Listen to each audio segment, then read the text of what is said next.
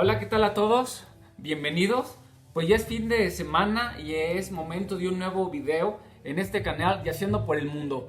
Me presento, soy Alejandro y hoy les traigo a un pianista estadounidense afroamericano que de hecho originalmente yo tenía pensado presentárselos la semana pasada, el fin de semana pasado, pero debido a la muerte de Freddie Reed ocurrida el 17 de marzo pasado, pues decidí cambiar. Pero en esta ocasión ya les traigo a este pianista que bueno, pues también tuvo una larga carrera como jazzista, y el cual pues participó y es más conocido por haber participado en uno de los cuartetos más famosos del jazz, del cuarteto de John Coltrane. Estoy hablando del pianista McCoy Tyner. Y bueno, hoy les traigo su disco Horizons, que fue uno de sus tantos discos que a lo largo de su carrera artística publicó. De hecho, más o menos estuve contando, grabó entre 70 y 80 discos. De esos 70-80 discos, fueron como 10 como CD Man, o sea, como junto con otro músico también de su misma altura. Y bueno, además de estos 70-80 discos, grabó otros muchos más como músico de sesión para una cantidad también infinita de músicos, ya que pues más o menos su carrera abarca desde 1960 hasta el 2009 o 2010, que grabó su último disco. Y bueno, pues el 6 de marzo pasado cumplió su primer aniversario luctuoso. McCoy Tyner falleció a los 81 años el 6 de marzo del 2020, o sea que acaba de cumplir un año. Bueno, un poco de historia de McCoy Tyner. McCoy Tyner nació en Filadelfia, Pensilvania, en diciembre de 1938. Él es el mayor de 3 hermanos. Y bueno, su mamá a los 13 años lo animó a que estudiara piano. Y más o menos como a los 15, pues ya se convirtió en una forma de vida para él que no abandonaría hasta su muerte. Entonces, este es McCoy Tyner. Un poco de su biografía, pues tenemos que él fue un pianista, pues no nada más de sesión como les comentaba, sino también con su banda líder, y que pues él inculcó sonidos no nada más afroamericanos, sino también africanos y orientales. La verdad, él siempre estuvo en la vanguardia jazzística. Él estuvo siempre en el jazz progresivo, en el post-bop, en algunos momentos como avant-garde, hard bop. Y bueno, definitivamente a lo largo de su obra se puede sentir mucho la influencia de John Coltrane en su música. Y yo creo que es inevitable que John Coltrane, al haber tocado McCoy Tyner más o menos como entre 25 y 30 discos con John Coltrane, es inevitable que no haya tenido alguna influencia de él. Y más que John Coltrane, pues es junto con otros músicos, es uno de los más influyentes, más importantes, de mucha innovación y también más famosos. Entonces es inevitable que McCoy Tyner no haya tenido esa influencia que tuvo John Coltrane a lo largo de su música. Básicamente McCoy Tyner pues empezó en el Jazztet de Benny Golson y Art Farmer, más o menos como en 1959-1950, que incluso fue con ese grupo con el cual se presentó la primera vez en vivo. Después de eso, pues ya John Coltrane le había echado un ojo, incluso había grabado una canción de McCoy Tyner en uno de sus discos, le echó el ojo y se lo jaló. Y bueno, prácticamente la época dorada o de oro de John Coltrane siempre estuvo McCoy Tyner con él. Les comento, de 25 a 30 discos que grabó, o sea, no fue solo como un músico de sesión más, ya era un cuarteto ya bien establecido, que era encabezado por John Coltrane en el sax, o en el clarinete, o en cualquier otro instrumento que John Coltrane ahí se animara a aventar en su disco, en su música. McCoy Tyner en el piano, Jimmy Garrison en el bajo y pues Elvin Jones en la batería. Pues un cuarteto totalmente que pasó que, que pasó a la historia, no solo del jazz, sino de la música en general. Entonces, esa es la importancia que tuvo McCoy Tyner en el jazz. Claro, no solo por haber contribuido en este famoso cuarteto de John Coltrane, sino pues por todo, por toda la historia, por todo el legado que dejó en el jazz. Y bueno, el disco que presento pues es Horizons. Este disco lo grabó para el sello Milestones. De hecho, sus primeras grabaciones de McCoy Tyner fueron con Impulse, el sello con el que pues estaba grabando en los 60s John Coltrane. Y bueno, en esa época también estuvo grabando mucho como músico de sesión McCoy Tyner para Blue Note Records. Incluso aparece en muchísimos discos en aquella época, sobre todo en el 60 y 65 se puede encontrar en muchísimo.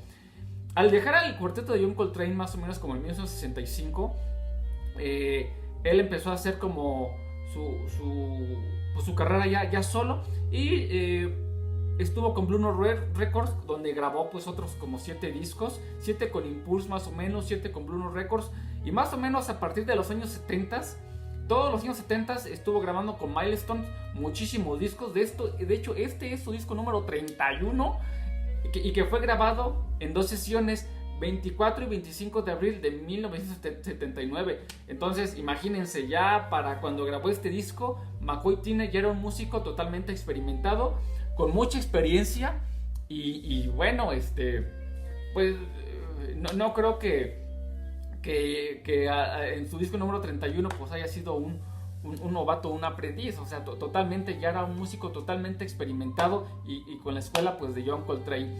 Bueno, entonces este es su disco número 31. Fue grabado en los estudios legendarios de Rudy Van Gelder, allá en New Jersey. Y bueno, pues este disco muy particular en esta etapa de Milestones, donde pues les comentaba que incorporó muchas influencias africanas y muchas influencias orientales. Entonces este disco es un septeto, y es un disco desde mi punto de vista muy extrovertido, con mucha potencia, con mucha energía. En realidad el disco está muy bueno. Al principio me costó trabajo entenderlo, porque bueno, tiene una riqueza musical muy interesante, ya que dentro de este septeto, la base rítmica del jazz pues es el piano, el contrabajo, la batería.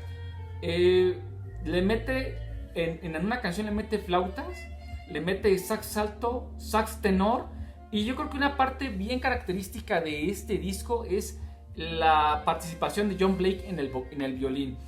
John Blake en el violín, que no nada más participa en el violín, sino también como escritor de 2 de las canciones muy interesantes y muy buenas. Le da un toque muy característico a este disco, ya que es muy raro encontrar el violín en el jazz.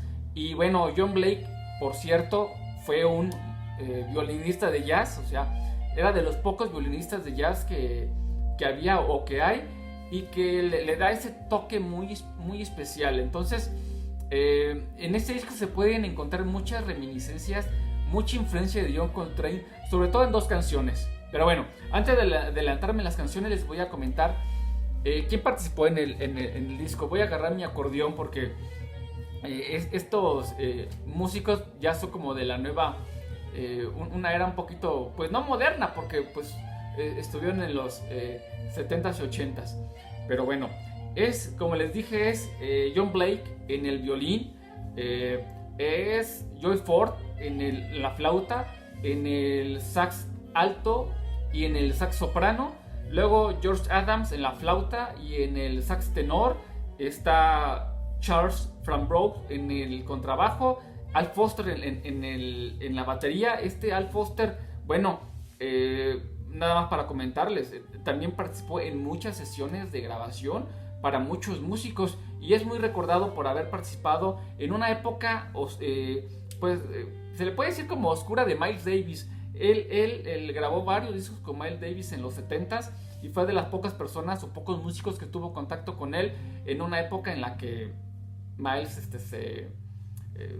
dejó de sacar discos. Pero bueno, ese es Al Foster. Y luego Yermin Franz en las congas y en las percusiones. Este es un músico brasileño que participó con otros artistas de jazz como músico de sesión y que le daba las percusiones y las congas le daba ese toque afrocubano, africano y bueno, muy interesante también. Entonces este disco está muy rico en música, me gusta mucho y bueno, la primera canción pues es que le da el nombre al disco, Horizons. Tiene mucha influencia africana, ese toque del violín, un solo de violín, un solo del saxo soprano que en verdad vale mucho la pena.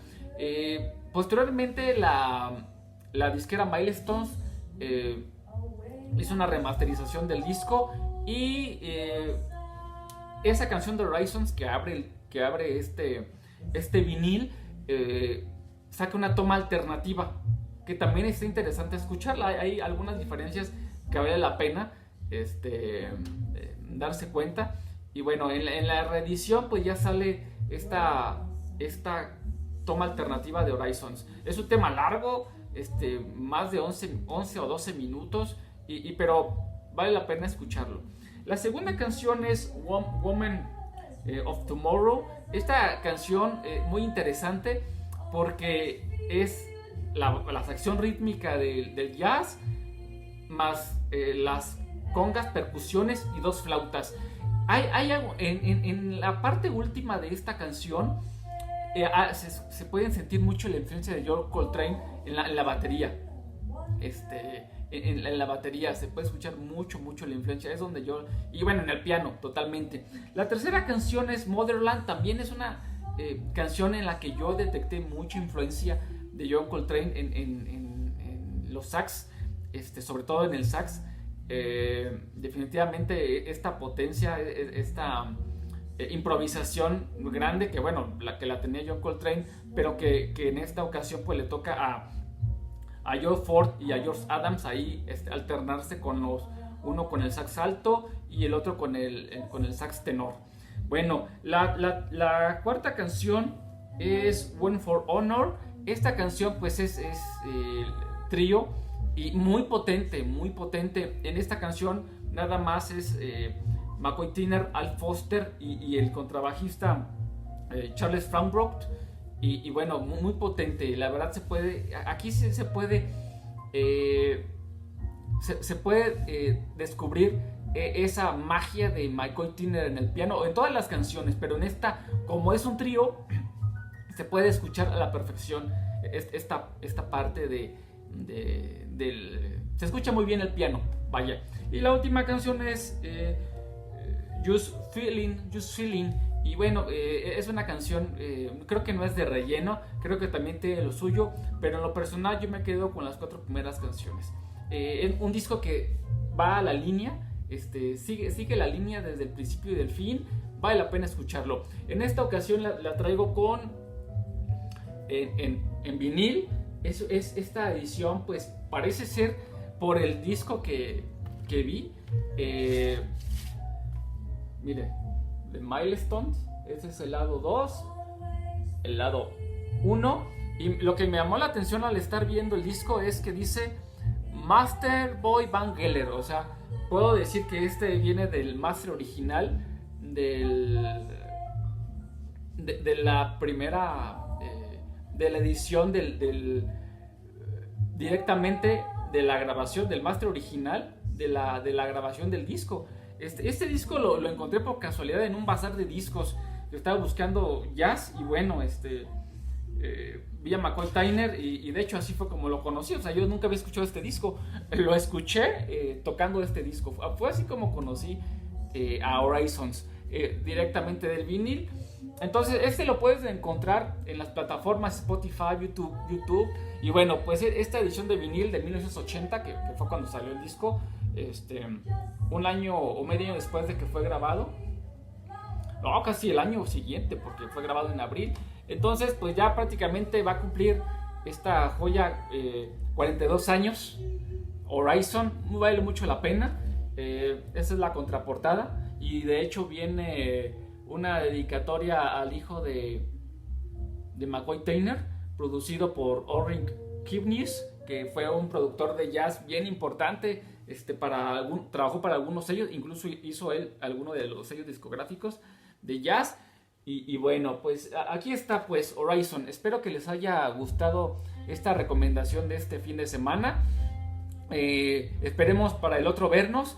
Y bueno, pues aquí seguimos en este canal, yaceando por el mundo. Nos vemos el próximo fin de semana. Por mi parte es todo. Hasta pronto.